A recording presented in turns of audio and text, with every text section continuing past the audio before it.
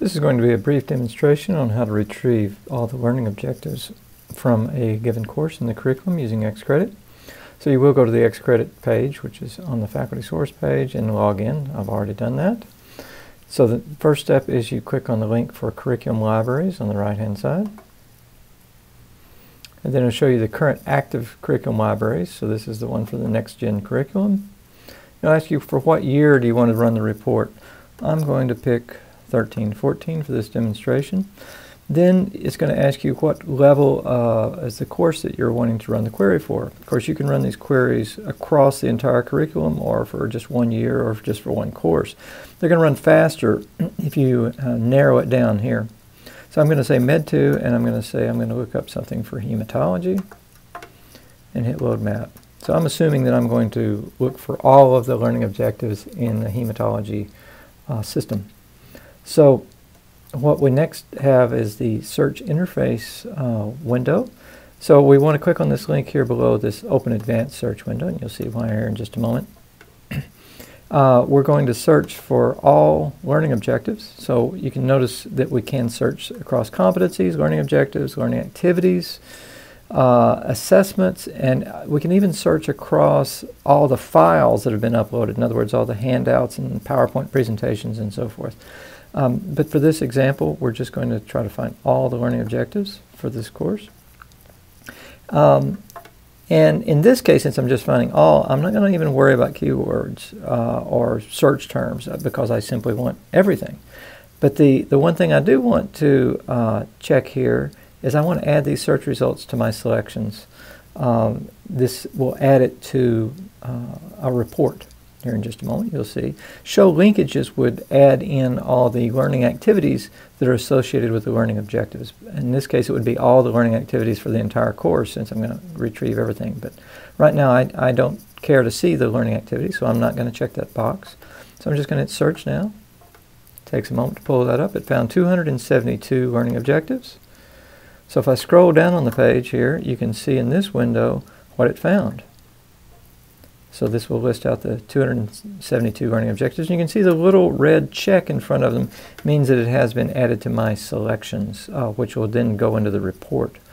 If you run searches without this, it's useful if you're just looking for something specifically and you're not really wanting to generate a report. You just want to find where something is. But if you're going to save a report and generate like a Word file, you do want to check that little box. So after we've found everything, and I think I found everything I wanted, I then scroll back up here to the top and hit My Selections and Reports.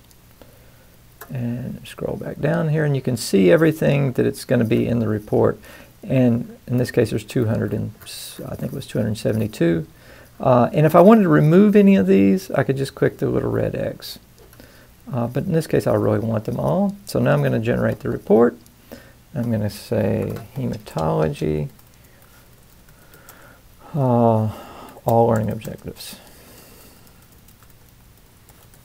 And then I can have some comment here. So this is going to be for academic year 2013-14. But you could have whatever comment you want. This will show up at the top of the report, and it helps you remember what the query was for this report. I hit submit. It spins for a moment. This is putting it together in a report. Now we have the report generator. So the first step is just click General Report. What this allows us to do is to format the report, and we get to choose what goes into that report. So this is a very simple report we're running, and it's only going to have learning objectives. So I'm saying learning objectives only.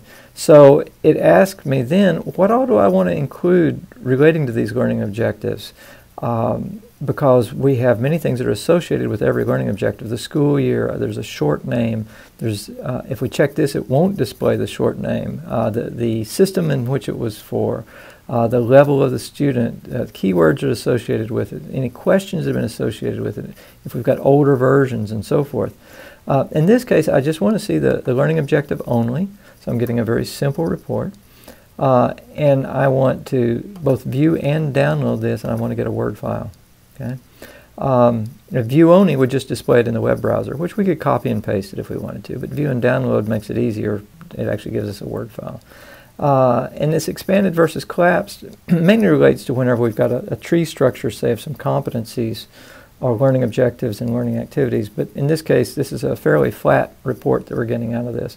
So this won't make a big difference, but we'll go ahead and hit expanded. And we're going to generate the report, and now it displays it on the screen. So there's all 272, and if I click on download now, I'm going to save that file. And if I go up here to my downloads,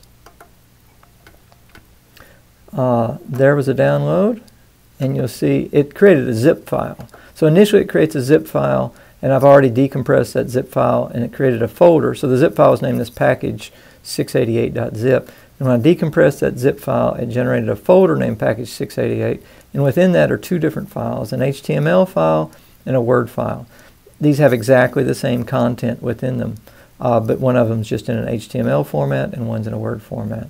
So now I'll open up the Word format of this.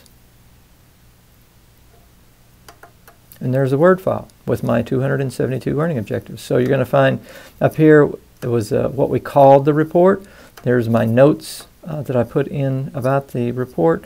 And then it lists out that I found 272 learning objectives. And you see this is a Word file. And it lists them all out. So now I could save that Word file wherever I wanted.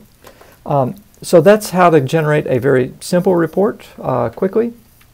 Obviously there's far more that you can do in the search interface, but this is just meant to be a simple introduction, and there will be further videos showing more complex searches within Xcredit. Thank you.